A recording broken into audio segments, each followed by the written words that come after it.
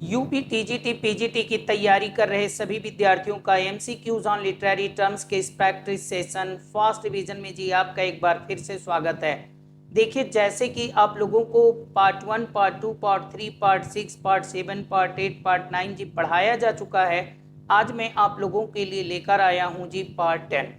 ठीक है ना। देखिए, आप लोग इसे फटाफट फिनिश कर लीजिए और इसके बाद आप लोगों के लिए जी एक इन्फॉर्मेशन और भी है जो मैं आप लोगों को बताने जा रहा हूं जी। ये पार्ट 10 आप लोग पहले फिनिश कर लीजिए। देखिए, एमसीक्यूज ऑन लिटरेरी टर्म्स पे आप लोगों को जी 10 सेशन जी पढ़ाए गए, 10 क्लास जी पढ़ाए गए। इसके बाद आप लोगों के लिए जी एक नई सीरीज भी शुरू की जा रही है। ठीक है ना। और ये आप जरा एक बार ध्यान से पढ़ लीजिए, आप लोगों के लिए महत्वपूर्ण इंफॉर्मेशन है जी। ठीक है ना।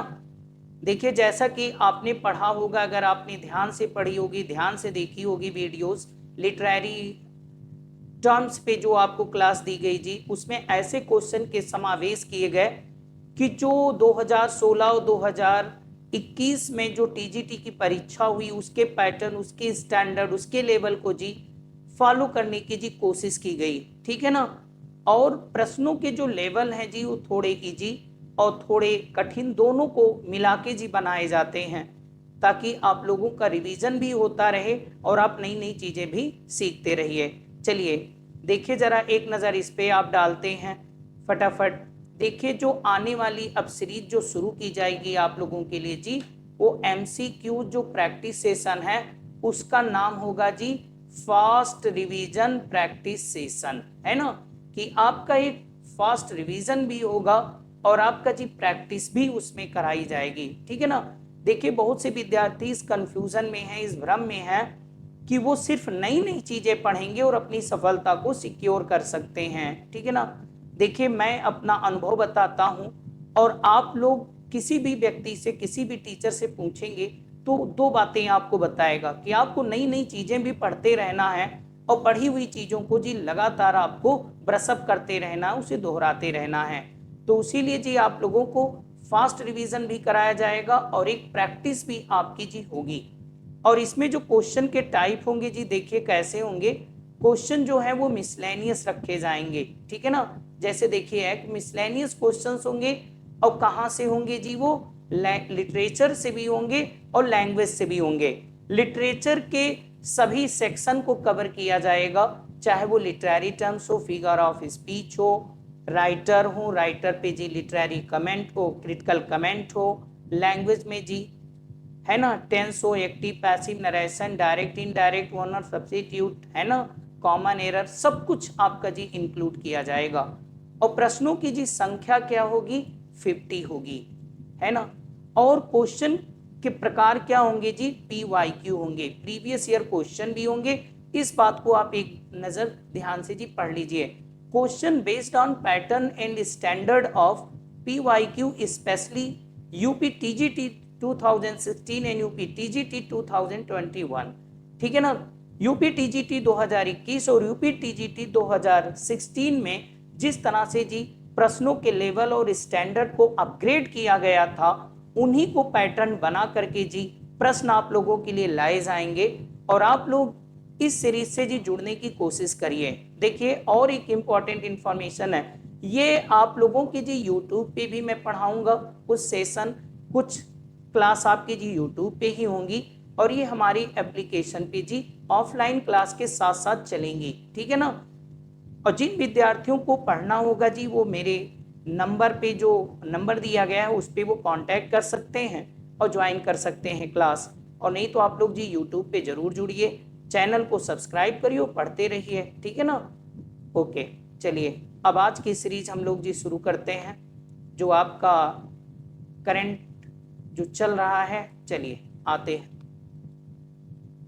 देखिए, आप लोगों के सामने जी पहला प्रश्न है, पहला क्वेश्चन है, आप लोग पढ़िए, फटाफट जवाब दीजिए। Who is prominent writer of comedy of humours. ठीक है। देखिए, बहुत सारे विद्यार्थी ये सोचते हैं कि ये तो प्रश्न हमारे पढ़े हुए हैं।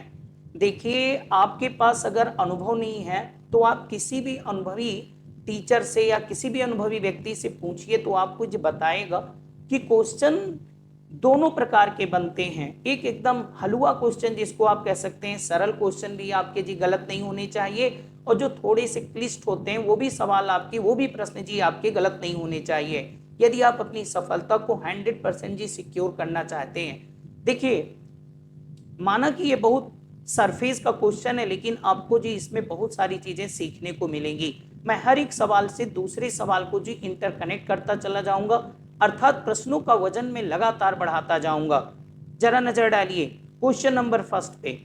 Who is prominent writer of comedy of humours? Comedy of humours के जो प्रोमिनेंट राइटर है, महत्वपूर्ण राइटर हैं, वो कौन है? Ben Jonson, doctor Johnson, John Lyly, John Marston. बताइए। नो डाउट आपका जी option A is correct, Ben Jonson. Ben Jonson के बारे में जी मैं एक दो सवाल और करता हूं। देखिए, अगर आप आराम से पढ़ेंगे तो काफ़ी चीज़ें आप रिवाइज कर लेंगे, ब्रशअप कर लेंगे और सीख भी लेंगे। पहली बात तो आपको ध्यान में रखना है जी कि बेन जॉनसन से पहला सवाल एक बहुत बनता है कि बेन जॉनसन कौन थे। तो Ben Jonson pre Shakespearean writer थे कि पोस्ट शेक्सपियरियन राइटर थे कि कंटेम्प्ररी थे? तो ये बेन जॉनसन जी शेक्सपियर के समय काल के थे, उनके कंटेम्प्ररी राइटर थे, उनके समकालीन थे। एक बात तो ये हो गई। दूसरी बात जी, बेन जॉनसन ने शेक्सपियर को एप्रिसिएट भी किया है, उनके कई क्रिटिकल कमेंट जी बहुत पूछे जाते हैं, मैं उनके बारे में आपको आगे बताऊंगा। और दूसरी चीज जी, कॉमेडी ऑफ ह्यूमर्स के लिए जाने जाते हैं, ठीक है। और डॉक्टर जॉनसन के बारे में आप जानते ही होंगे, ठीक है ना। डॉक्टर जॉनसन ने, बताइए, डिक्शनरी इनकी जो बनाए थे जी, वो डिक्शनरी जो कंपोज किया था, वो डिक्शनरी कब आई? आप लोग इसको कमेंट बॉक्स में लिखिएगा, ठीक है ना। अब देखिए, क्वेश्चन तो आपने एक पढ़ा, लेकिन एक से दो, दो से तीसरी चीजें जी अगर आपको पता भी हैं और आप उसको फटाफट रिवाइज कर रहे हैं, तो आपके एग्जामिनेशन में जो सफलता आपको मिलनी है जी, उसकी पॉसिबिलिटी जरूर ही स्ट्रॉन्गर हो जाती है, ठीक है। चलिए क्वेश्चन नंबर 2 की तरफ चलते हैं, लेकिन ज़्यादा टाइम नहीं लिया जाएगा, थोड़ा सा टेक्निकल काम है जी, और मैं आप लोगों को विजुअल भी होके पढ़ाऊंगा, ठीक है ना। कुछ प्रॉब्लम है जिसकी वजह से मैं विजुअल नहीं हो पा रहा हूँ, बाकी आप लोगों को पढ़ाया जाएगा, ठीक है। जैसे कि शुरुआती दौर में पढ़ाया जा रहा था, बहुत जल्द ही आप लोगों के सामने भी विजुअल होऊंगा। चलिए ध्यान देते हैं विद्या। देखिए, क्वेश्चन को इसमें क्या किया जा रहा है जी, क्वेश्चन को घुमा कर पूछने की कोशिश की जा रही है, ताकि आपकी एक आदत डेवलप हो सके कि अगर क्वेश्चन के प्रारूप जी बदले जाते हैं, उनको घुमा के पूछे जाते हैं, है ना। समझ में आया कि नहीं आया? कभी कभी क्या होता है, जो बच्चे एमसीक्यू से तैयारी किए रहते हैं, जब क्वेश्चन थोड़े घुमा के पूछे जाते हैं, तो एग्जामिनेशन का जो प्रेशर होता है एग्जामिनेशन हॉल में, उससे और थोड़ा सा जब क्वेश्चन घुमावदार होता है, तो उससे प्रश्न को समझ नहीं पाते, और हड़बड़ी में जी आते हुए भी प्रश्न उनके गलत हो जाते हैं। अगर आप इस तरह के सीरीज से जुड़े रहते हैं जी, तो डेफिनेटली आपको हेल्प करेगी ऐसी प्रॉब्लम से जी बाहर लाने के लिए। तो with the restoration of king Charles second in 1660, देखिए यहां से भी एक चीज आप जोड़ लीजिए, अगर चाहिए तो आराम से पढ़ाएंगे जी, समय ज्यादा लगता है, कोई बात नहीं। एक तो यही बात हो गई कि किंग चार्ल्स जो रीस्टोर किए थे जी इंग्लैंड के थ्रोन पे, वो कब किए थे? 1660 में। तो क्या हुआ था? Dramatic activities restarted. जो ड्रामेटिक एक्टिविटीज जी 1642 में बंद हो गई थी, वो 1662 में जी रीस्टार्ट हो गई। तो कह रहा है कि what type of comedy came in the existence during the period. तो उस पीरियड में जी किस प्रकार की कॉमेडी एग्जिस्टेंस में आई, अस्तित्व में आई, ओग में आई, चलन में आई जी। तो बताइए किस प्रकार की कॉमेडी की लिखने की परंपरा जी शुरू हो गई, चलन आ गया। तो कहते हैं comedy of manners, restoration comedy, the comedy of humours, A and B both, दोनों। बताइए फटाफट। देखिए, यदि आपको आता होगा तो आपको पता भी चल गया होगा कि नहीं मुझे आ रहा है, कि मैं कंफ्यूज हूं कि मैं क्लियर हूं, कि आपका कॉन्फिडेंस का लेवल क्या है। तो डेफिनेटली आप बता सकते हैं। इसमें जी जो ऑप्शन होगा वो ए एंड बी बोथ होगा, डी वाला ऑप्शन जी एक करेक्ट है। क्यों? क्योंकि द कॉमेडी ऑफ मैनर्स भी कहा जाता है, और कॉमेडी ऑफ मैनर्स को ही जी हम लोग comedy of sorry restoration comedy कहते हैं। दोनों एक ही कॉमेडी है जी, ठीक है ना। ओके, नेक्स्ट क्वेश्चन पे आते हैं। कॉमेडी है, आप लोगों को बताना है, जल्दी बताइए। डेफिनेटली देखिए जी, ये भी आपका, अगर आप ऑप्शन ए को सिलेक्ट करते हैं तब भी आपका जी गलत है, ऑप्शन बी को करते हैं ये भी जी गलत है, ये भी इनकरेक्ट है। आपका जी सही क्या है? Option D, none of these. क्यों? क्योंकि ऑलिवर गोल्ड स्मिथ की सी स्टूप्स टू कॉन्कर जो एग्जाम्पल है वो सेंटिमेंटल कॉमेडी का है। आप एक प्रश्न का जवाब और दीजिए जी, एडिशनल इंफॉर्मेशन जोड़ते जाइए। मैं चाहूं तो जोड़ सकता हूं, लेकिन आपके लिए छोड़ता हूं, क्योंकि आप जो है किताबों के पेज पलटने की जी आदि बनी है। ऑलिवर गोल्ड स्मिथ के सी स्टूप्स टू कॉन्कर में हु स्टूप्स टू कॉन्कर, उसका नाम बताइए।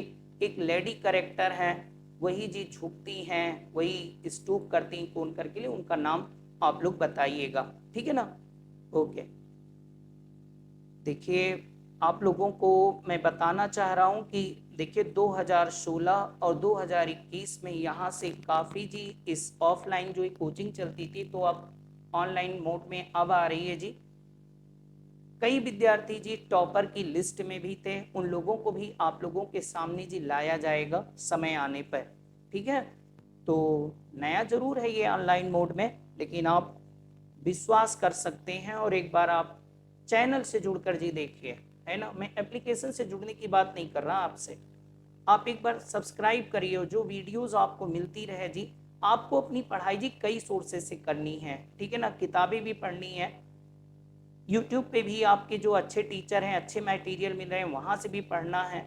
आपको टीचर का भी जी टेस्ट सीरीज भी, जो भी कोई टीचर पढ़ा रहा है उसका भी पढ़ना है, सब कुछ आपको करते रहना है, कोई समझौता नहीं होना है, आप करना है आपको। Love for love and the old bachelor, okay, or work of, ये लव फॉर लव और जो ये ओल्ड बैचलर है जी, ये बताइए किसका वर्क है, ठीक है ना। ओके, बताइए विलियम कॉन्ग्रीव का है कि जॉन ड्राइडन का है कि रिचर्ड शेरिडान का है कि थॉमस ऑटवे का है। Love for love the old bachelor, okay, ये किसका है जी? ये डेफिनेटली है आपका जी विलियम कॉन्ग्रीव का है, विलियम कॉन्ग्रीव का है, okay, option A is correct. चलिए आगे बढ़ते हैं हम लोग, क्वेश्चन नंबर 6 की तरफ आइए। ओके, फटाफट पढ़िए और जवाब दीजिए आप लोग जी। ओके, कहते हैं इन दिस प्ले, एक मिनट, चलिए हाँ, 6 नंबर क्वेश्चन को आप लोग पढ़िए फटाफट जी, जवाब दीजिए, पढ़ते रहिए आप लोग। चलिए, in his play the Poetaster Ben Jonson, okay, in his play the Poetaster, okay, Ben Jonson ridicules. पहली बात तो ये है कि अपनी प्ले और पोएटेस्टर में और Ben Jonson ridicules, Ben Jonson जो होते हैं वो रिडिक्यूल करते हैं जी, उपहास करते हैं, मजाक उड़ाते हैं, है ना उनको। कहते हैं किसको? The inferior poets of his time, the inferior poets of Anglo Saxon period, Chaucer and his contemporary poets, Milton and his contemporary poets. तो किसका जी उपहास करते हैं, किसको रिडिक्यूल करते हैं? तो definitely the inferior poets of his time. देखिए आपको एक बात यहाँ पे भी मालूम होना चाहिए जी, पोएटेस्टर क्या होता है जी?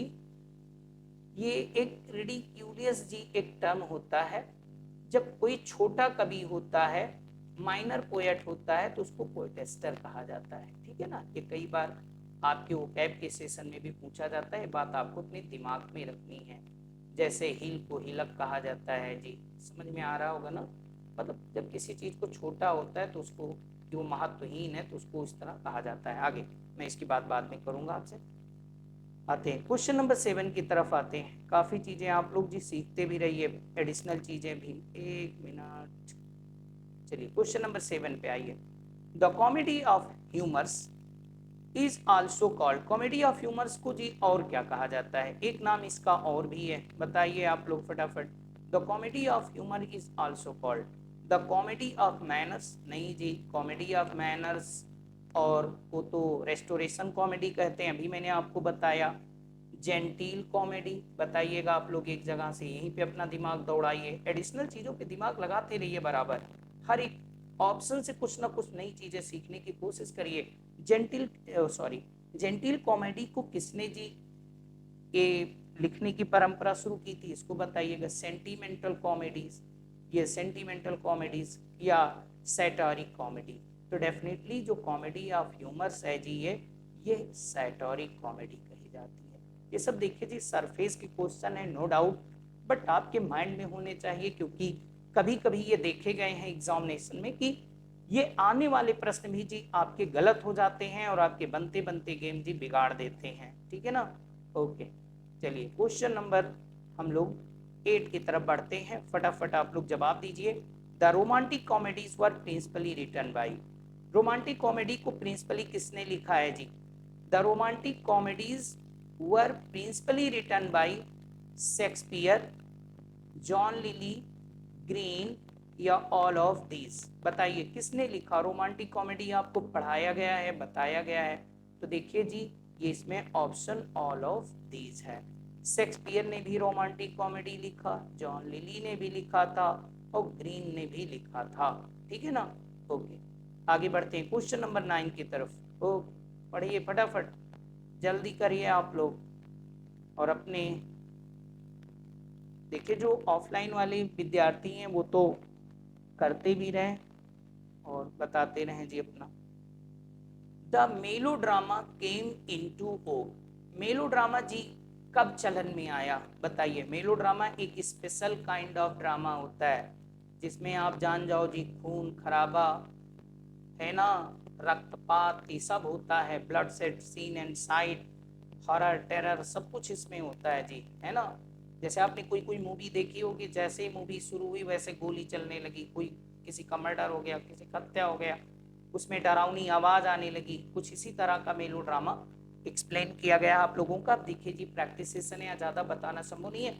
आप ये बताइए केवल कि द मेलो ड्रामा केम इनटू वोग, इसकी परंपरा, इसकी चलन जी कब शुरू हुई? In the pre sex Elizabethan era, क्या एलिजाबेथन एरा के पहले शुरू हुई?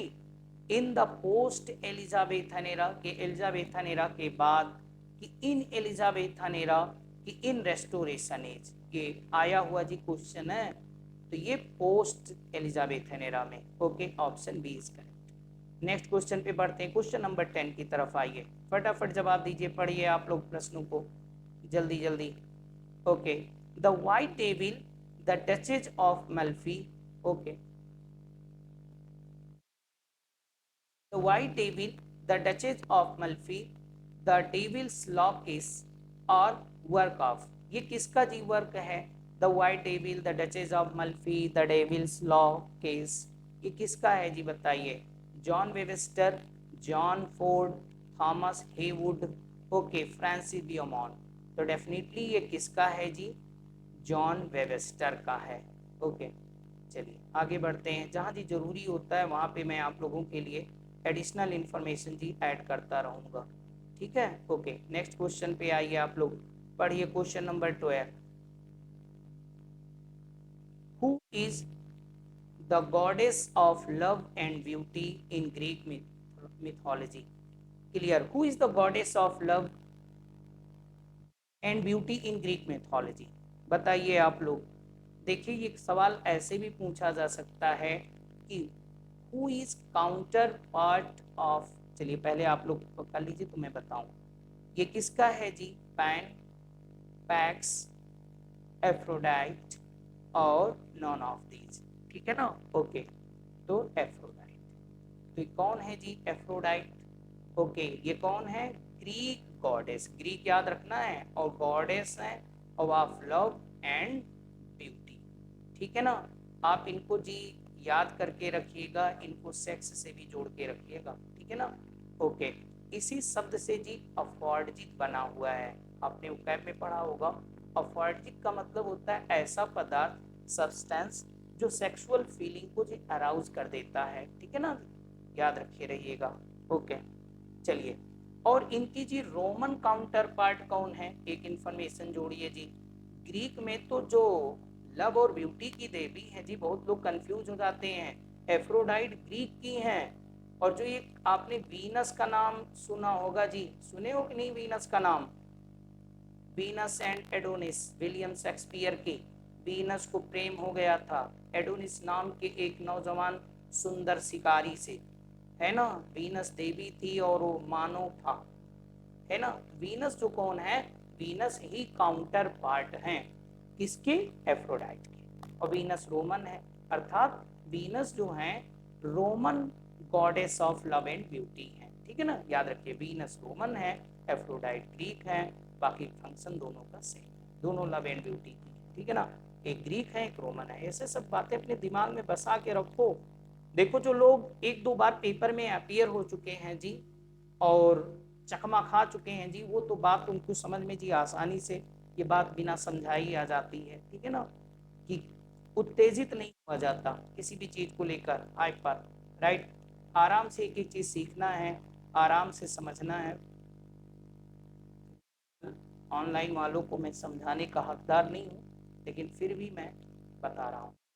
Is goddess of war in Roman mythology. देखिए इसमें से आपको लगेगा sir very common question, know very common नहीं। देखिए इसमें से आपके सवाल के वजन अभी बढ़ेंगे, अभी मैं इसको जोड़ूंगा दूसरी चीज से, ठीक है ना।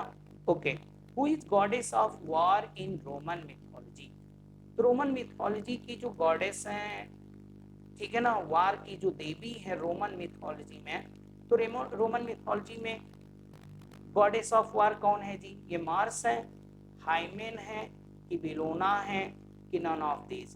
तो नो डाउट जी ये बेलोना है। अब बताइए ये बेलोना का नाम शेक्सपियर के प्ले में कहाँ आता है? अथेलो में आता है, कि मैकबेथ में आता है, कि हैमलेट में आता है, ठीक है ना, कि जूलियस सीजर में आता है? बताइए। इनका बेलोना का जिक्र जी आता है मैकबेथ में। मैकबेथ को किसी ने बेलोनास ब्राइड ग्रूम कहा था, यानी बेलोना जो वार की देवी है उनका दूल्हा, ठीक है ना। किसने कहा था मैकबेथ को? पहली बात तो बेलोना का जिक्र जी मैकबेथ में आता है, प्रश्न नंबर 1 आपका तैयार हो गया। दूसरा प्रश्न किसको कहा गया? तो जी मैकबेथ को कहा गया। तीसरा सवाल ये बनेगा कौन कहा, कहाँ कहा? मैकबेथ में कहा। किसको कहा गया? मैकबेथ को कहा गया। किसने कहा? द थेन ऑफ रॉस ने कहा, ठीक है ना। तो देखिए इसी तरह से जब आपके प्रश्न जी आप तैयार करेंगे तो अपने आप आ जाएगा। दूसरी चीज इनका जिक्र करते हैं जी, एक हाइमेन जो होती हैं एक गॉडेस ऑफ मैरिज है जी, ओके। अब बताइए मिल्टन के किस वर्क में, है ना, समझने की कोशिश करिएगा आप लोग, ठीक है ना। ओके, चलिए अगले क्वेश्चन पे बढ़ते हैं। क्वेश्चन नंबर 15 पे देखिए, डिस्कशन ज़्यादा हम लोग नहीं करेंगे, नहीं तो टाइम ज़्यादा लगेगा, जहाँ जरूरी होगा वहाँ जरूर किया जाएगा। चलिए बताइए, ओडिशस इज ऑल्सो कॉल्ड, ओडिशस का एक नाम जी और है, वेरी कॉमन क्वेश्चन, और ओडिशस इज कॉल्ड, ओके, टेलीमैंकस, की प्रेम, की यूलिसस? तो ओडिशस को ही जी किस नाम से जाना जाता है? यूलिसस। अब बताइए ओडिसी का क्या मतलब होता है? सभी लोग बताइए। इलियड एंड ओडिसी आपने पढ़ा होगा। तो ओडिसी का मतलब जो बना है जी, ओडिसी का मतलब होता है लॉन्ग एंड एडवेंचरस जर्नी, ठीक है ना, लंबी खोज वाली जो यात्रा होती है, वी कॉल दैट ओडिसी, ठीक। अब ये सब आप ज्ञान भंडार। और टेलीमैंकस कौन है जी? टेलीमैंकस यूलिसस का बेटा था। आगे बढ़ते हैं, सब जोड़िए अपने ज्ञान भंडार में, बढ़ाइए अपने नॉलेज को, बूस्ट कीजिए। कहते हैं in a tragedy, in a tragedy when the hero gradually emerge from the state of illusion. कहते हैं ट्रेजेडी में जब हीरो होता है इमर्ज फ्रॉम, बाहर आ जाता है, किस चीज से बाहर आता है जी? State of illusion, from the state of deception, this realization is technically called, okay. जब किसी को कंफ्यूजन होता है, इल्यूजन होता है, भ्रम होता है, और उससे वो बाहर आ जाता है, उसको अपनी गलतियों का बोध हो जाता है, उसको सच्चाई का ज्ञान हो जाता है, तो इसको जी टेक्निकली क्या कहा जाता है? बताइए क्या कहा गया है? पोएटिक जस्टिस, की रिकॉग्निशन, की कैटेस्ट्रॉफे, की रिपेंटेंस? बताइए। तो डेफिनेटली इसको क्या कहा जाता है जी? रिकॉग्निशन। अब बताइए शेक्सपियर के किस प्ले में जी रिकॉग्निशन पाया गया है और किसको हुआ था, ठीक है ना।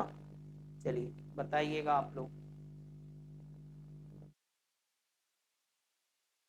क्वेश्चन नंबर 16 की तरफ आते हैं हम लोग, ओके। पढ़िए जल्दी फटाफट आप लोग, जवाब दीजिए। According to Aristotle a tragedy is an imitation of. Aristotle के अनुसार ट्रेजेडी जी किसकी इमिटेशन है? एन एक्शन की ऑफ लाइफ की ऑफ करेक्टर की ऑफ प्लॉट की, ठीक है ना। तो डेफिनेटली एन एक्शन की है। इसका डेफिनेशन आपको जी एरिस्टोटल वाला याद रहना चाहिए, ठीक है ना। बहुत हलवा क्वेश्चन था, लेकिन फिर भी ऐसे प्रश्न आपको जी दिए जाते हैं ताकि हर कुछ आपका जी ब्रशअप होता रहे अच्छे से, ठीक है ना। Question number 17, at what point the hero और the heroine are both meet with their tragic end. किस पॉइंट पर जो हीरो हीरोइन होते हैं अपनी ट्रेजिक एंड से मिलते हैं जी? पर्दा गिर जाता है, ठीक है ना, दोनों मर जाते हैं, हीरो मरता है, हीरोइन मरती है, दोनों मर जाते हैं। तो क्या कहा जाता है इसको जी? कैटेस्ट्रोफे, पेरिपेटिया, हेमाटिया, क्या होता है जी? तो डेफिनेटली ये क्या है? कैटेस्ट्रोफे। पेरिपेटिया क्या है जी? Sudden change in the fortune. Hamartia क्या है जी? ये फैटल फ्लॉ है। ये सब जी आपको बताया गया है, ज़्यादा एक्सप्लेन करने की ज़रूरत नहीं है। आप दोहराइए, अपने कॉन्फिडेंस के लेवल को जी इम्प्रूव करिए। कहते हैं the mystery plays deal with, okay, mystery plays किस चीज से डेल्ट होते हैं? The mystery play dealt with, mystery play के जी मैटर क्या होते हैं? The life and deeds of the saints, moral values, biblical themes, heaven and hell. तो नो डाउट ये बाइब्लिकल थीम होती है। जो मिस्ट्री प्लेस होते हैं जी उनकी थीम बाइबल से लिया जाता है। आगे चलिए बढ़ते हैं आप लोग, ठीक है। ओके, अगले प्रश्न को आप पढ़ते हैं। पढ़िए, लास्ट क्वेश्चन है आपका। what is the function of the chorus in a play? ठीक है, तो कोरस का जी फंक्शन क्या होता है? देखिए आपने कई एमसीक्यू से पढ़े होंगे। देखिए आपने नोटिस किया होगा कि मैंने जो लिटरेरी फॉर्म की टेस्ट सीरीज जी पढ़ाई, ये किताबों से क्वेश्चन यदा कदा एक आध दो भले ले लिए गए हों कभी, बाकी इनको जी मैंने खुद ही कंपोज किया है ना, इनको खुद ही लिखा, ठीक है, और इनको आप लोगों के लिए जी लाई गई है, ठीक है ना। इनमें आप लोगों को क्वेश्चन को थोड़ा घुमाने की कोशिश की जा रही है, उनको उस पैटर्न पे लाया जा रहा है जिस तरह 2016 और 2021 में जो क्वेश्चन बने हैं। देखिए अब जैसे कह रहा है कि कोरस क्या करता है? कोरस क्या करता है? एक्सप्लेन्स करता है पास्ट एंड फ्यूचर इवेंट को ऑन स्टेज। तो आपने ये पढ़ा है तो आप थोड़ा इसको भी पढ़ के इस तरह से जी पढ़ के रखिए, ठीक है। बाकी आप समझदार हैं, समझते होंगे आप, अदरवाइज ना लीजिएगा किसी भी सलाह, किसी भी बात को। तो कोरस का रोल क्या होता है? Providing information about events. एक मिनट जुड़िए, मैं इसको समझा देता हूँ आपको अच्छे से। कहते हैं प्रोवाइड इंफॉर्मेशन अबाउट इवेंट्स। जो इवेंट्स होती है, जो भी पास्ट इवेंट्स है, जैसे आपने नाटक या नौटंकी देखी होगी जी, उसमें एक जोकर होता है ना, वही कोरस का एक रोल अदा करता है। मैं इंडिया की बात कर रहा हूँ। जो नाटक नौटंकी होते हैं स्टेज पे जब होता है तो क्या बताता है? वो दर्शकों को ये बताया करता है कि अभी ये हो चुका था पिछले एपिसोड में, अब ये होने वाला है। जैसे वो राजा रानी की कहानी बता रहा है तो बता देता है कि राजा अभी जंगल गए हुए हैं और रानी अब उनकी खोज में जा रही हैं। अब तब जब वो ये कहता है कि रानी खोज में जा रही है, तब तक पीछे से रानी स्टेज पे आ जाती है। तो जो दर्शक, उन्हें पता चल जाता है कि क्या हुआ था और अब क्या होने जा रहा है। मतलब कि एक इंटरप्रेटर का काम वो करता है, एक ब्रिज का काम करता है, ठीक है ना। स्टेज के बीच में जो हो रहा है और ऑडियंस के बीच में वो एक कनेक्टिविटी बनाता है, ठीक है ना। तो इंफॉर्मेशन देता है क्या हुआ था। अगर वो ना हो तो हम और आप समझ भी ना पाए कि अभी क्या हुआ था और क्या होने जा रहा है, ठीक है ना। उसका काम है बीच बीच में समझाते रहना। फिर कहता है कमेंटिंग ऑन द एक्शन, है ना। जैसे आपने क्रिकेट में देखा होगा, कमेंटेटर होते हैं, कमेंट किया करते हैं। तो कमेंटिंग ऑन एक्शन, वो एक्शन पे कमेंट किया करता है, राजा रानी जो भी होते हैं, कि ऐसा हुआ था, ऐसा हो गया, अब ये होने वाला है, ऐसा ना होता तो ऐसा ना होता। फिर क्या करता है? Communicating the morals message. और जो मॉरल मैसेज होते हैं जी, जो नैतिक पार्ट होते हैं, वो भी होता है। जैसे भी मान लो राजा बहुत पीड़ित हो गए, किसी भी चीज से उनको जी कष्ट मिल रहा है, तो कहता है स्टेज पे आके दर्शकों से कि राजा ने जैसा कर्म किया था उसी तरह उनको जी पनिशमेंट मिला, उनको सजा मिल रही है, ठीक है। इसीलिए तो ये सब वो थोड़ा सा मॉरल जो मैसेज होता है उसको कम्युनिकेट किया करता है। तो समझ गए कोरस का रोल, आप समझ गए। प्रोवाइडिंग इंफॉर्मेशन होता है, कमेंटिंग ऑन द एक्शन होता है, कम्युनिकेटिंग द मॉरल मैसेज। जो मॉरल मैसेज होते हैं, क्योंकि कुछ आइडियंस नहीं समझ पाते हैं उनको वो वहीं से समझाया करता है, उन पे कमेंट क्या करता है, वो मॉरल मैसेज को भी कम्युनिकेट करता है। तो option D is correct, all this. ठीक है ना जी। देखिए आप सभी प्रतियोगी साथियों को एक बार फिर से जी रिकमेंड किया जा रहा है कि आप लोग चैनल को जी सब्सक्राइब कर लीजिए, है ना। यदि आप लोग जो आने वाली जो फर्दर सीरीज है जी उसको आप जुड़िए, और आपको डेफिनेटली उसको देखना चाहिए एक बार कि किस तरह से प्रश्न आ रहे, किस तरह वो आपके पास ये जी हेल्पफुल हो सकती है। देखने में कोई हर्ज नहीं है जी, ठीक है ना। एक बार आप जुड़ के देखिए, बाकी आगे आपकी इच्छा है जी। ठीक है। चलिए, अब आप लोगों का जो फास्ट रिवीजन प्रैक्टिस सेशन के सुपर 50 जो क्वेश्चंस हैं उसको लेकर मैं आप लोगों के सामने जी फिर से पेश हूँगा, फिर से उपस्थित हूँगा। तब तक के लिए आप सभी प्रतियोगी साथियों को, विद्यार्थियों को नमस्कार।